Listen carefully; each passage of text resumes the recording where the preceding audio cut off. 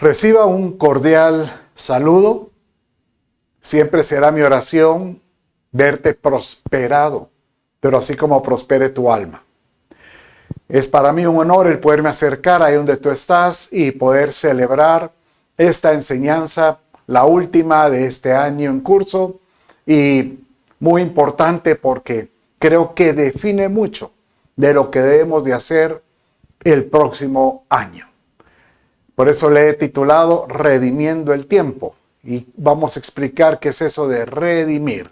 Pero acompáñame, ahí donde estás, pidámosle al Señor. Padre, te doy gracias por tu amor, gracias por tu dirección, gracias por tu protección. Pero hoy te pedimos, Señor, nos hables y seas tú, Señor, quien nos muestre, Padre Santo, cómo hemos de caminar, andar, conducirnos y cómo aprovechar el tiempo en todo momento. Te lo pedimos en el nombre de Jesús, tu Hijo. Amén, amén y amén. Si tú estás en Guatemala, siempre será un honor el poderte recibir en nuestros servicios presenciales en el Ministerio Iglesia La Reunión. Bien, entonces, ¿qué significa eso de redimir el tiempo? Bueno, me agradó una definición muy particular porque dice de esta manera: aprovechar el tiempo, eso significa redimir el tiempo, pero también dice comprar la oportunidad. Es como si tú tienes una oportunidad y dices, esto me puede ahorrar el tiempo, esto me puede acelerar algo, pues yo la tomo. Y yo le llamaría como que esa compra es como un sacrificio, porque estás dispuesto a pagar un precio por ello. Y por último dice, a rescatar. Y esa es tal vez la expresión que yo diría que más se acerca con el mensaje que yo tengo hoy. A rescatar el tiempo para invertirlo en una manera provechosa. ¿Cómo rescatar? ¿Cuántas veces no hemos dicho nosotros, ay, yo como quisiera poder regresar el tiempo en aquel momento, y tal vez no tomaría esta decisión de meterme a este negocio o esta compra, o inclusive de tener una relación fallida?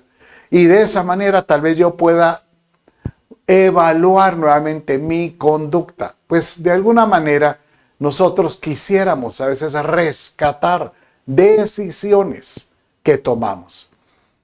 Y es nuestro clamor que podamos decirle, Señor, permite que este nuevo año, toda decisión que hagamos pueda obtener el mejor fruto, pueda obtener, Señor, pueda rescatar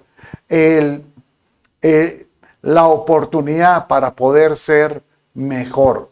Bueno, hay prácticamente una profecía que cuando se desarrolló el primer concilio de apóstoles en el libro de los Hechos, en el capítulo 15, dice que estaban los apóstoles muy asombrados de cómo es que el evangelio llegó a los gentiles, a los no judíos.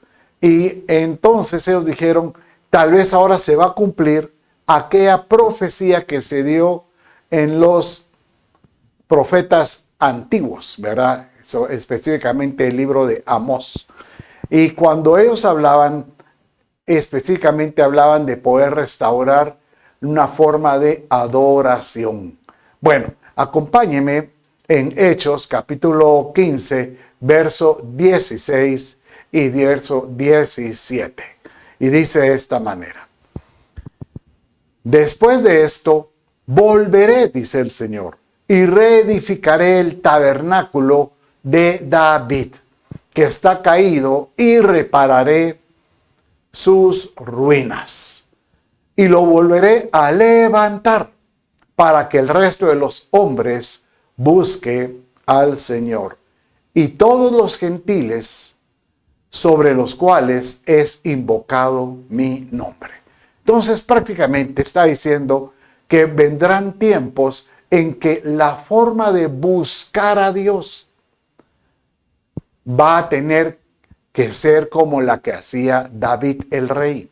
Y él hizo algo que rompió todo esquema de legalismo, todo esquema sacerdotal, para hacer los sacrificios, para la búsqueda completa. No, él lo que hizo fue traer el arca del pacto, llevarla a su jardín y tener la libertad de acercarse a él.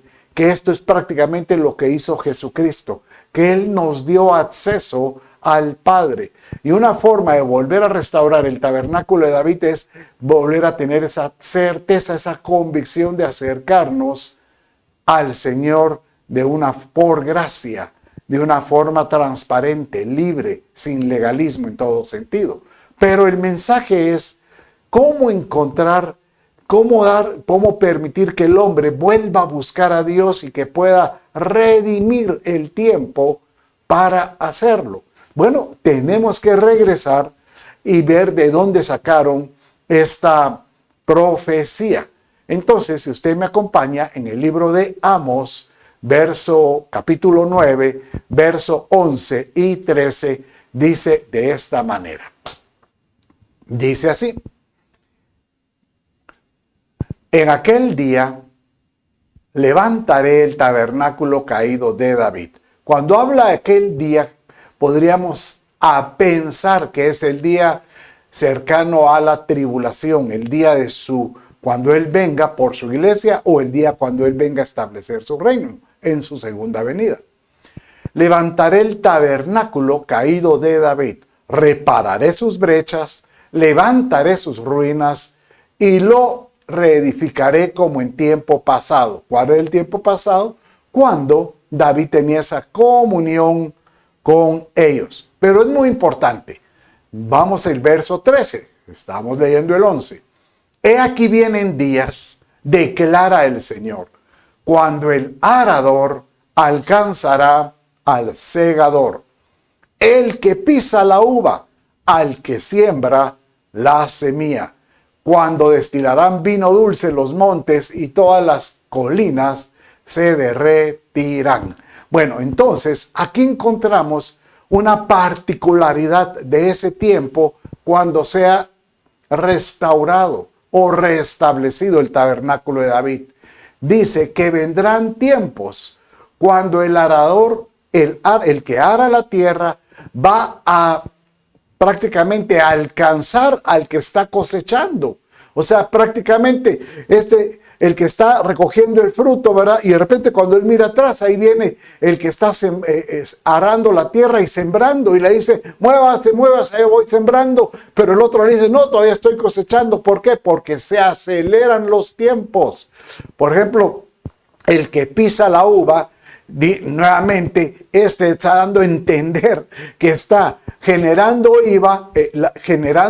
zumo de uva, pisando la uva, por eso es la explicación, y de una vez está diciendo, ya es necesario sembrar porque necesitamos más, más fruto. En otras palabras, el tiempo se está acercando. El tiempo se está acercando. Y estos versos prácticamente hoy nos hablan acerca de la importancia de nosotros empezar a creer que Dios quiere que tú puedas redimir el tiempo, que tú puedas aprovecharlo al máximo, que tú puedas inclusive, como vimos la definición anterior, hacer un sacrificio para poder invertir ese tiempo para obtener algo provechoso en todo sentido. Y yo puedo ver que se están cumpliendo aquellos tiempos que dice Isaías capítulo 55 verso 6. Buscad al Señor mientras que Él pueda ser hallado. Entonces viene el Padre. Si estamos a las puertas de algo glorioso, de algo que está marcando a la iglesia para algo glorioso, el Señor te dice, yo tengo que exprimir tu tiempo para que puedas encontrarme, para que puedas ser de bendición, para que puedas encontrar el éxito para dar testimonio que yo estoy contigo, que yo estoy en estos tiempos. Y Pablo, de alguna manera, cuando él hablaba acerca de cómo sacarle provecho al tiempo, él decía, cuando le explicó a los de Éfeso, que nosotros tenemos que ver nuestra conducta para poder nosotros desarrollar o optimizar el tiempo en su totalidad. Vaya conmigo y dice de esta manera en Efesios capítulo 5, 15 y 16. Mirad pues, dice, atentamente cómo andéis, no como necios, sino como sabios, redimiendo el tiempo, porque los días son malos. Mire, aquí entonces dice, tú quieres aprovechar el tiempo, tienes que observar. Mira, dice, miren atentamente cómo es tu conducta, cómo te conduces, tus decisiones, pero decisiones que traigan sabiduría, porque esto va a hacer que tu tiempo pueda ser lo más optimizado, porque vienen días terribles. Esta expresión de días terribles, uno diría, ay, casi todos los días. Pues yo pensaría que igual, por supuesto, que vienen días complicados.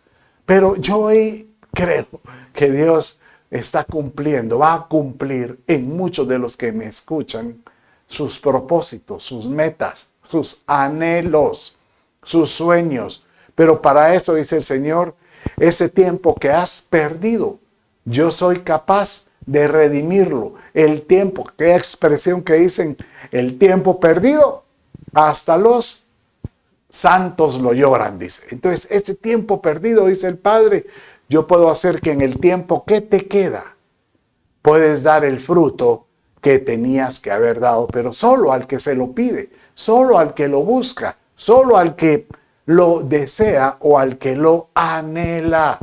Y hoy quiero llevarte bajo la prisma o esa lupa de ver varios personajes en la Escritura, de cómo es que Dios redimió su tiempo para mostrar que Él está con el creyente, con el que le busca, con el que anhela encontrar un propósito en su caminata, en su conducta. Yo le pido a Dios que este próximo año toda decisión que yo haga sea de bendición. Quiero contarle. Recientemente con Viti estábamos revisando cómo es que nuestra vida siempre nos ha llevado el Padre a etapas para poder comenzar algo. Cuando estuvimos en Fraternidad Cristiana, nosotros comenzamos, por ejemplo, el primer consejo de jóvenes de la iglesia, de Frater. Y el Señor me dio gracia ante el pastor para que yo fuera el primer presidente de jóvenes de esta congregación. Y puedo recordar que desde que tomamos esa posición, como que se aceleró el tiempo en crecimiento, en desarrollo, en actividades. Posteriormente, recuerdo que cuando comenzamos en Casa de Dios, el Señor nos lleva a iniciar esa red de matrimonios jóvenes. Y vimos cómo la gloria de Dios comienza algo hermoso, dándole identidad a muchos de estos matrimonios. Y ahí mismo también tuvimos la oportunidad de comenzar la red de iglesias que es llamadas comunidades. Comenzamos de cero. Y en cada etapa yo le pido a Dios que nos dé la habilidad para ver ese crecimiento, ese desarrollo.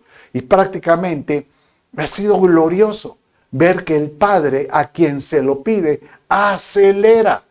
Oye, acelera los tiempos.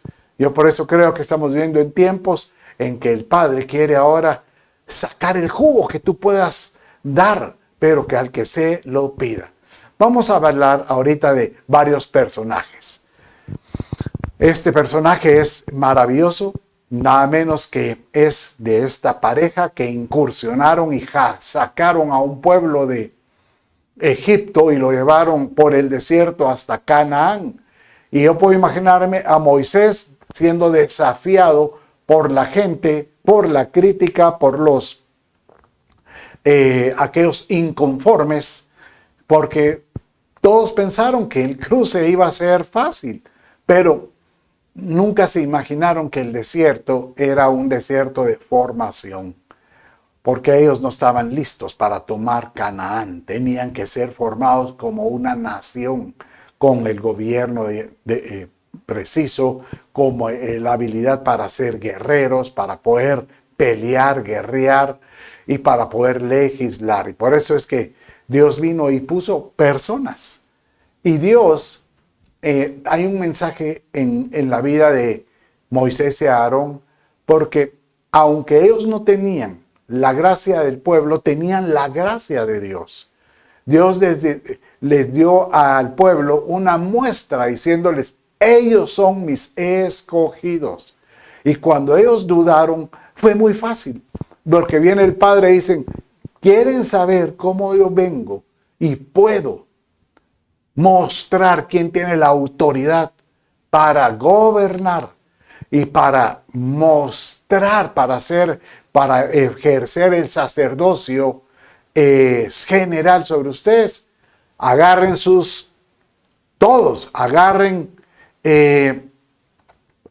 sus báculos, o sea, el shebets, o sea, sus varas, y pónganlas, y aquella vara que florezca, verán que esa es la persona a la cual yo gobierno. Bueno, la forma de verlo es como dice Efesios capítulo 5, verso 15 al 16. Dice de esta manera. Este no es Efesios, esto es en Génesis, y esto no lo corregí, pero por lo menos dice así. Y aconteció que el día siguiente, es en Éxodo, perdón. Y aconteció que el día siguiente Moisés entró en la tienda del testimonio, y he aquí, la vara de Aarón de la casa de Leví había retoñado y echado botones y había producido flores, almendras maduras. Entonces yo quiero que usted se imagina, esa vara, que es muy importante, es una vara de autoridad. Entonces Dios con este mensaje está diciendo, tú que has perdido tu autoridad, yo le llamaría tu autoridad espiritual, si tú me lo pides, yo puedo provocar que tú la vuelvas a tener. Una autoridad para que tú puedas tener la fe para poder desafiar cualquier aspecto en tu vida espiritualmente hablando. Aquí Aarón, con esta muestra, él volvió a retomar su autoridad como el sumo sacerdote de ese lugar. Aarón demostró que él era el hombre designado, el hombre destinado por Dios para poder ser la persona que tenía la unción y la autoridad. Hoy el Señor te está diciendo, tú que has perdido esa autoridad espiritual, pídemela. Yo puedo provocar que de un momento a otro, ¿sabe que esto me recuerda a un mensaje que hice que se llamaba el de repente? Que de repente vuelva a tener esa luz, vuelva a tener ese brillo, vuelva a tener ese fruto como lo tuvo esta vara. Qué lindo, ¿verdad? ¿Sabes? Eso me hace recordar que algunos dirán, este año no pude dar el fruto que quería.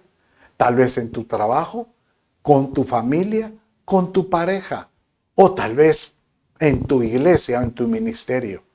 Y hoy el Señor te dice, yo puedo devolverte a ti y puedo darte la unción para que puedas ser bendecido y para que puedas empezar a dar el fruto, para que puedas recuperar esa posición que yo destiné para ti. Qué lindo.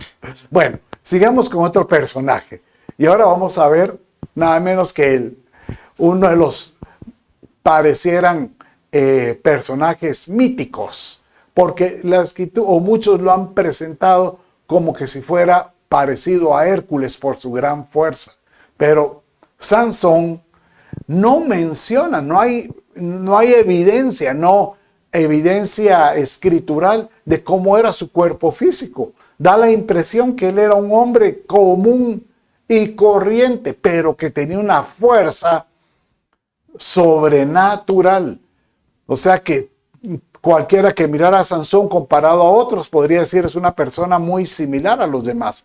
Pero él tenía una fuerza que lograba desafiar a los filisteos y sus huestes y sus ejércitos. Dice que Sansón con una quijada de burro mató a 1000 filisteos. Dice que Sansón vino y por complacer a una persona le quitó imagínense, los prepucios a un gran grupo de personas. O sea, él tenía de alguna manera características que lo hacían ver que tenía una unción de Dios. ¿Y cuál era? Porque él era nazareo. Él se dejaba crecer el cabello y dice que su fuerza, su unción venía porque el cabello estaba fuerte. Bueno, largo. Pero él obviamente tenía debilidades. Y aquí es donde nos podríamos identificar muchos. ¿Cuántos de nosotros no tenemos debilidades que muchas veces nos hacen considerarnos como no aptos, considerarnos como que no somos calificados o tal vez no podemos ser escogidos por Dios? Y a veces eso hace que muchos bajen la guardia. Bueno, Sansón en determinado momento y su pasión por las mujeres hizo que él bajara la guardia y confirió, o sea, él abrió su corazón a esta mujer Dalila y le dijo que su fuerza estaba en su cabello. Ella lo dijo a sus enemigos, le quitaron el cabello, le sacaron los ojos y lo metieron prácticamente a una cárcel empujando un molino, y él era el que prácticamente hacía la molienda del grano del lugar donde estaba. Dice la escritura que de repente él vino y lo llevaron para hacer burla de él, como algo para entretener, casi como un payaso, llamémoslo, a una actividad de todos los principales filisteos con el pueblo. Y a él vino Sansón y con su fuerza se le regresó la fuerza y él empujó las columnas. Y esto hizo que cayera todo ese edificio. Pero quiero en particular que lea cómo es que él recuperó esa unción. En Jueces, capítulo 16, 21 y 22, dice de esta manera. Entonces los filisteos lo apresaron, le sacaron los ojos y lo llevaron a Gaza. Lo ataron con doble cadena de bronce y lo pusieron a trabajar en el molino de la prisión. Pero el pelo de su cabeza, mire cómo dice en esta versión de la Biblia de las Américas, pero el pelo de su cabeza comenzó a crecer inmediatamente después de cortárselo. O sea que inmediatamente ellos ni cuenta se dieron de que le quitaron el cabello, pero el cabello le creció inmediatamente, dice. ¿Sabes qué es lo que yo veo aquí? Que el Padre le devolvió la unción aún cuando él se sentía ya descalificado. El Padre hoy te dice, yo soy capaz de devolver la unción a aquel que se siente tal vez que ya no dio la talla, que ya no pasó la prueba, que se quedó corto en su quehacer, en su vida, en sus metas, en sus propósitos. Y qué lindo ver un mensaje de este tipo, porque realmente nosotros los humanos a veces somos muy juiciosos o muy duros.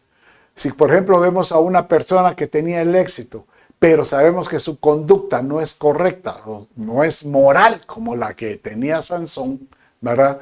Y si le sucede algo malo, ¿qué tenemos? ¿Cómo responde? ¿Qué dice uno? ¡Ja! Se lo merecía. Changa, changa, tanga, tanga. Se lo merecía, dice uno. Y no fue lo que Dios usó, no fue la respuesta del Padre. Porque si el Padre no hubiera querido devolverle la unción, sencillamente no permite que tal vez, ni permite que le salga cabello. Pero cuando dice aquí que su cabello salió inmediatamente de una forma escandalosa o de una forma rápida o de una forma... era como que el Padre dice, ve y cumple el propósito por el cual tú tienes esa unción. Y yo hoy te vengo a decir, el Padre te dice, ve y cumple eso que tú siempre quisiste hacer para Él, o para poder levantarte como un empresario, como un trabajador, como un ser de familia. A lo mejor tú no fuiste un buen padre este año que pasó, o un buen esposo, o una buena esposa. Hoy el Señor te dice, pídemelo y yo te devolveré la unción para que puedas ser esa persona que tenga esa forma de poder responder ante tus relaciones, en tu trabajo, en tu ministerio. El Padre te dice, yo soplaré y la unción caerá. No sé si alguien me está escuchando, pero yo creo que alguien está hoy recibiendo una unción porque siente que la había perdido. Y el Señor dice, te crecerá el cabello, te crecerá y recibirás ese toque de Dios. Aleluya. Ojalá que alguien me esté escuchando porque el Señor está bendiciendo a alguno. Bueno, hablemos de alguien más. Y este es un muy particular y es Salomón. Todos sabemos qué fue lo que le pidió Salomón al Señor. Dice que cuando él era muy joven, su clamor fue ante el Padre es, dame la habilidad para poder gobernar, ¿verdad? Dame la habilidad para poder yo ejercer esa posición que se me ha dado. Y dice que el Padre se le respondió diciéndole, por cuanto no me pediste ni riqueza ni nada, yo te voy a dar sabiduría. Entonces dice la Escritura que Salomón se despertó y se dio cuenta, esto fue un sueño. Pero aun cuando él sabía que posiblemente era un sueño, pero que tuvo una presencia con el Señor, dice que entró en Jerusalén, o sea, se fue al lugar santo, a la ciudad santa. Se puso delante del arca del pacto del Señor, así como su padre lo hacía. Y dice que ofreció holocaustos e hizo ofrendas de paz. ¿Por qué haría holocaustos y ofrendas de paz? ¿Sabes por qué? Porque él estaba agradecido de lo que Dios le había dicho en el sueño. Y también dio un banquete para todos sus siervos. ¿Sabe cuál es el mensaje aquí? Que usted sabe cuánto cuesta obtener sabiduría. Obtener sabiduría no es fácil. Es más, muchos decimos que el tiempo es lo que te da sabiduría. Y siendo un jovencito, adquiere la sabiduría de hombres sabios de mucha edad, de hombres ancianos. ¿Qué calidad de sabiduría Dios le dio? Bueno, dice en Primera Reyes 4:29 que Dios dio a Salomón sabiduría y le dio discernimiento y amplitud de corazón. Mire qué combinación de tres. Léalo conmigo.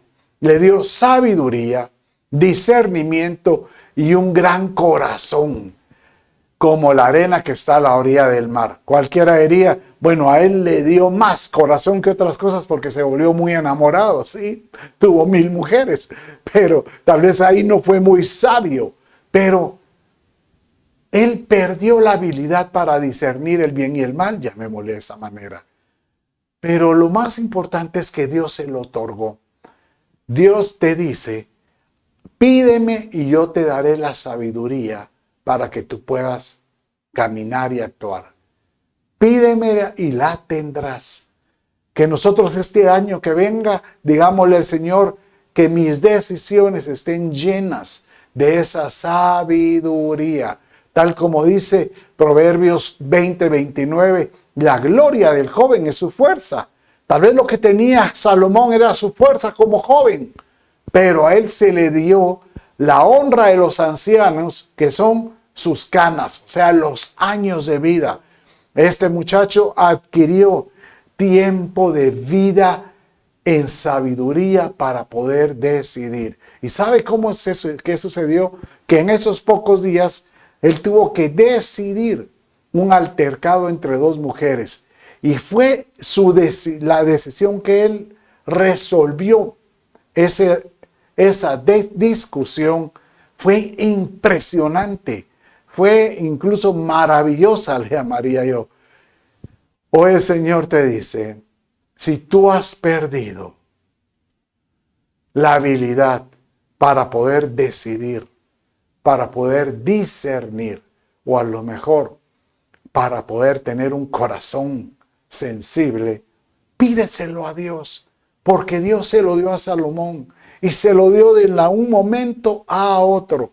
Yo veo que este próximo año todas las decisiones que vamos a estar tomando estarán llenas de sabiduría, de gran discernimiento y de un corazón amplio para tomar, para poder alcanzar y para poder decidir cosas que sean gloriosas en todo sentido.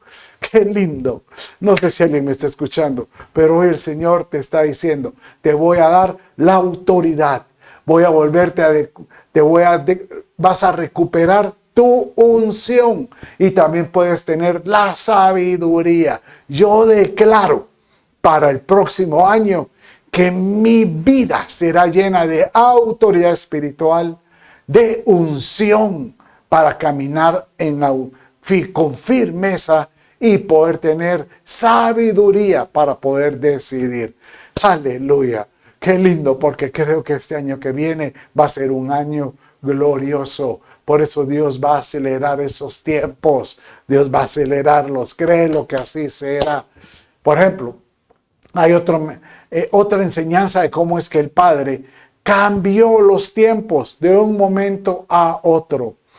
Dice que la nación de Israel estaba sitiada. O sea, sitiada es que llegan los enemigos y prácticamente la circulan y no permite que entre agua, que entren insumos, que entre comida. Entonces llega un momento en que el pueblo sitiado consume sus recursos. Y llegó en este momento, en esta etapa, en este episodio que vamos a leer, dice que se consumió tal el recurso de ellos que empezaron a vender, oiga esto, las cabezas de los animales muertos. Dice que la cabeza de un burro costaba una X cantidad de tiempo. Pero ¿sabe qué más vendían? Y se lo comían. El estiércol de paloma. Dice que yo imagino que ese era el hit de los chefs, de los cocineros. Pero ¿cómo es que el pueblo de Dios estaba comiendo estiércol de paloma? Que esto debe ser algo difícil de entender. Pero alguno dirá, este año que pasó, pastor, usted no me está preguntando, pero tal vez no encontré la respuesta y llegué a una crisis. Tal vez no llegaste a comer como ellos estaban ahí, pero tal vez tu crisis fue de cierta limitación. Dice la historia que a este pueblo le llegó su de repente. A ese pueblo le llegó el decreto de la bendición. Dice que llegó Eliseo y llegó a declarar que ese pueblo iba a ser bendecido de un día a otro. Y dice que la bendición llegó. Y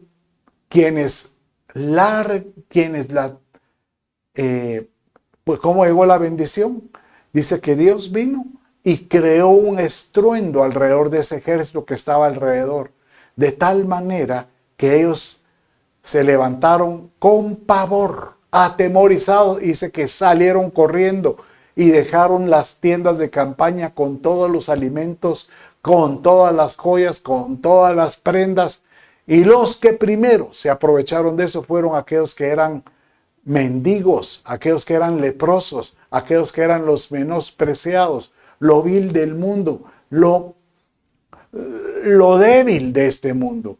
Si tú has pasado que debilidad, menosprecio o vileza, hoy el Señor te dice, vas a recuperar todo esto. Bueno, aleluya, no sé si alguien me está escuchando, pero creo que el Señor le está hablando hoy a alguien. Dice de esta manera en 2 Reyes, capítulo 7, 1 y 2. Entonces Eliseo dijo, oíd la palabra del Señor, así dice el Señor. Mañana como a esta hora, mañana en la puerta de Samaria, una medida de flor de harina se venderá a un siclo y 2 medidas de cebada a un siclo. Y el oficial real, siempre va a haber alguien que duda, y el oficial real en cuyo brazo se apoyaba el rey, respondió al hombre de Dios y dijo, y mira, aunque el Señor hiciera ventanas en los cielos, ¿podría suceder tal cosa? ¿Quién iba a dudar del gran Dios? Tal vez no conocía del que el Dios les abrió las ventanas de los cielos para que mandara el maná del cielo. Entonces Eliseo dijo, he aquí tú lo verás con tus propios ojos, pero no comerás de ello. Y literal, cuando estos menospreciados, débiles, anunciaron el pueblo, salieron ellos en caravana y este oficial que estaba en la puerta fue pisoteado, pero más bien dicho, yo diría fue pisoteada su incredulidad. Hoy el Señor te dice, toda incredulidad que haya en este lugar será pisoteada el día de hoy. Si tú has dudado, hoy yo le digo a tu duda, se larga en el nombre de Jesús, porque este año que viene cambiará el lamento y se volverá en gozo. Hoy el Padre dice que viene el fin de toda crisis. Hoy el Señor dice, yo multiplicaré, no sé si alguien me dice, pero yo multiplicaré la bendición que se había perdido, tal como lo dijo en Joel, que dice de esta manera, yo os restituiré, yo aceleraré los tiempos para que tú puedas recuperar lo que la aruga, el saltón, el revoltón y la langosta, mi gran ejército que envié contra vosotros. Si tú has tenido pérdida este año que pasó, si tú no has logrado obtener el fruto que tú tienes, el Señor te dice, créelo, porque yo volveré a restituir y yo declararé que la bendición y la crisis termina. No sé si alguien me está escuchando, pero yo veo que este año que viene un año de bendición, un año de restitución, un año donde lo perdido se va a recuperar. Aquello que tú sentiste que ya estaba por, tal vez en el drenaje, o tal vez en la gaveta, o tal vez en el saco al fondo. Hoy el Señor te dice, ¿no me crees? ¿No me crees que soy capaz de volverlo a despertar o volverlo a multiplicar? Yo puedo provocar que de un momento a otro sea restituido. De un momento a otro mires esa crisis en algo de bendición. No sé si alguien está teniendo una crisis. Si alguien me está escuchando y tú tienes una crisis, ahí donde estás, levanta tus manos. Solo levanta tus manos y di, Señor, yo creo que mi mañana de bendición viene pronto. Viene pronto. Dilo, mi mañana de bendición viene pronto. Aleluya. Bueno, sigamos viendo y ya estamos por finalizar. Y esto es la sanidad del cojo de la hermosa. Este era un hombre que por muchos años, desde su nacimiento, lo llevaban al camino, en el camino de los que iban al templo a presentar sus ofrendas. ¿Cuántas veces pasaría Jesús en este camino? Tal vez cuántas veces lo vio, pero él tal vez no tuvo necesidad. Hay algunos que se acostumbran, o hay algunos que se prácticamente ante su pérdida llamémosle aquí, ante su parálisis espiritual, ya se acostumbran a ella, o a su vida que no da fruto, ya se acostumbran a él y comienzan viviendo de las migajas que tienen alrededor. ¿Cuántas veces este miró a Jesús, pero dijo, no, yo no tengo interés, yo ya soy feliz con las migajas que tengo? Pero dice la Escritura que Pedro y Juan iban ahí y él vio y tuvo misericordia de él. Y cuando él lo vio, dice en ese momento, léalo conmigo y lo vamos a leer. Y había un hombre cojo desde su nacimiento, al que llevaban y ponían diariamente a la puerta del templo, llamada la Hermosa, para que pidiera limosna a los que entraban al templo. Y dice que cuando él lo vio, y haciéndolo de la mano derecha lo levantó, incluso le dijo, oro ni plata no tengo, pero lo que tengo en el Señor te doy. Y al instante sus pies y tobillos cobraron fuerza, y de un salto se puso en pie y andaba. Entró al templo con ellos caminando, saltando y alabando a Dios. Mire, aquí el otro milagro que yo miro es, si uno ha estado con parálisis de su nacimiento, es una persona que no sabe cómo caminar. Incluso cualquier persona que ha tenido un impedimento, posteriormente a que pasó su proceso de recuperación de una quebradura o de una operación en algunas extremidades, ya sea brazos o piernas, que tiene que entrar a fisioterapia para volver a tener la locomoción y puede hacer. Pero ¿cómo es que Dios de una vez no solo dio el milagro de la sanidad, sino el milagro de la fisioterapista, el milagro de la movilidad? Porque este hombre dice que caminó, saltó y alabó al Señor. Aquí viene otro momento de gloria que viene sobre este lugar y aquel que me está escuchando. Si tú has estado enfermo, si tú has tenido alguna enfermedad, o a lo mejor algo que tú haces ha estado como que estuviera enfermo, o el Señor te dice, créelo, porque tú de repente, créelo, porque de un momento a otro te levantarás. Yo declaro que toda enfermedad del que me está escuchando hoy se larga. Y hoy veo, Señor, que muchos se levantarán en victoria, alabando, saltando al Señor, dándole gloria al Padre en todo momento. Aleluya. Yo creo que el Señor hoy le está hablando a algunos. Y para terminar, te quiero recordar este último personaje, Pedro. Pedro dice que cuando él conoció al Señor, dice que el Señor viene y lo vio a él que estaban ellos pescando.